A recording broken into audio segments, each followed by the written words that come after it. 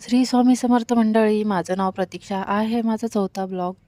मी पटकन उठले, बाहेर गेले, ब्रश केला, ब्रश करून चहा घेतला.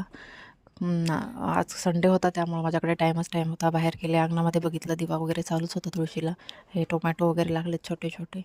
त्यानंतर मामाची मुलगी दूध देत होती बाहेरच्यांना. पटकन उठले आणि उन्हाळ्यात बसले, कारण ऊन थंडी खूप आहे आमच्याकडे, त्यामुळे आम्ही दोघी उन्हाला बसलो होतो. त्यानंतर आंघोळ वगैरे केली, नाश्ता केला. नाश्त्याला असं काही स्पेशल नव्हतं, पण केला, संडे असल्यामुळं म्हटलं टाईम आहे तर नाश्ता वगैरे करून घ्यावं. नाश्ता केला, त्यानंतर मुलाला अंडी काढून दिली. त्यानंतर दुपार झाली. दुपारी बहिणीच्या मुलीने मोमोज आणले होते, मोमोज खाऊन घेतले, मस्त केले होते त्यांनी.